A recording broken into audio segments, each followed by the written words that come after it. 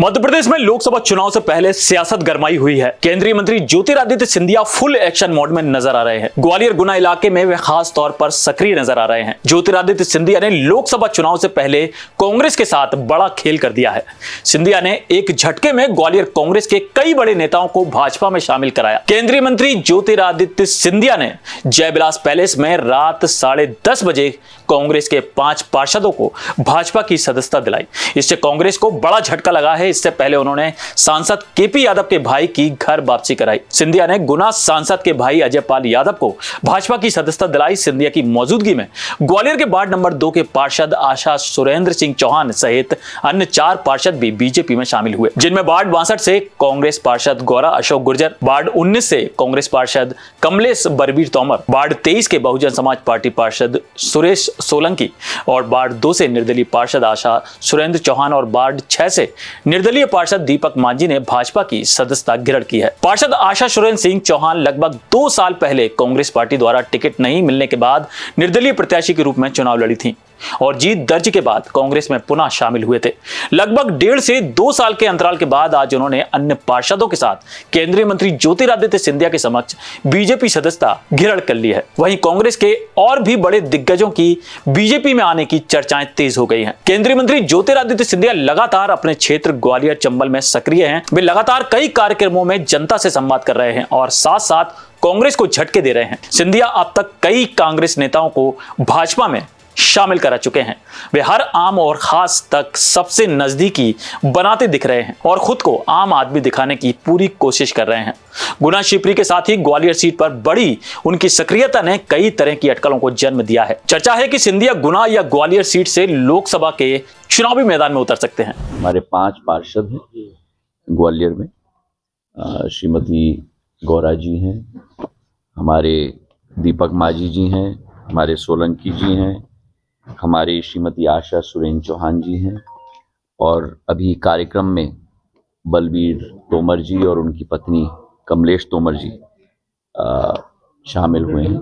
5 पार्षद ग्वालियर में शामिल हुए।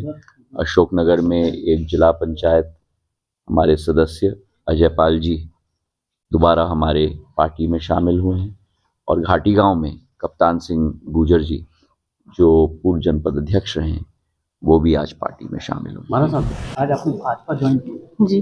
क्या कारण रहे कि भाजपा ज्वाइन करके कांग्रेस छोड़ी? भाजपा ज्वाइन करने का सबसे पहला कारण तो ये है कि कांग्रेस में संगठन नाम की कोई चीज़ नहीं है और ना ही कोई सुनवाई है।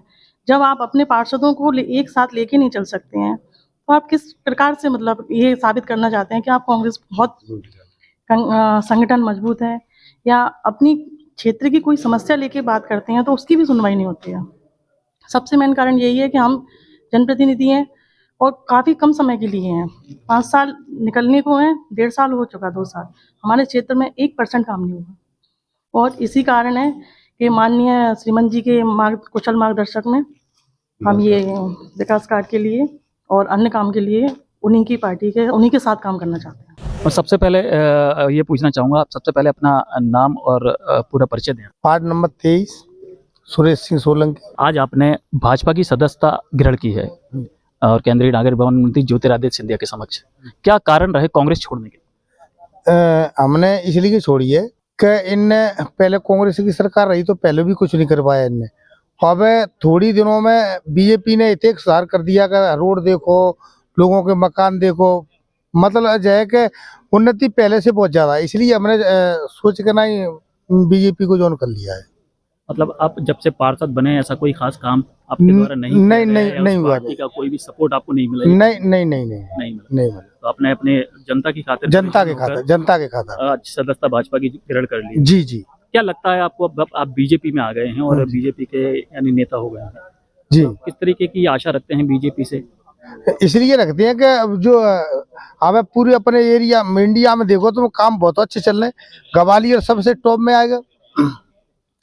एयरपोर्ट देखो, रोड देखो, बहुत अच्छी सुविधाएं। तो इसलिए हमने अपना दिल में ये संकोच कर लिया कि जो कांग्रेस में रहने से कोई मतलब नहीं है। क्यों जे अपना ही विकास नहीं कर पा रहे तो जे जनता का विकास करेंगे। अच्छा, वोट जब आप पार्षद का चुनाव लड़े थे कांग्रेस में थे, वोट आपको कांग्रेस के नाम पर बने और आप पार्षद चुने गए? नहीं, वो वोट लगता है आपको ये अगर अब की तारीख में अगर जितने जो पार्षद बने अगर चुनाव करा जाए तो एक भी पार्षद नहीं जीते, क्योंकि कुछ हो ही नहीं रहा है, बाटों में कुछ हो ही नहीं रहा। देश दुनिया की सभी खबरें देखने के लिए जुड़े रहिए आचरण न्यूज से। आचरण न्यूज, हर कदम आपके साथ।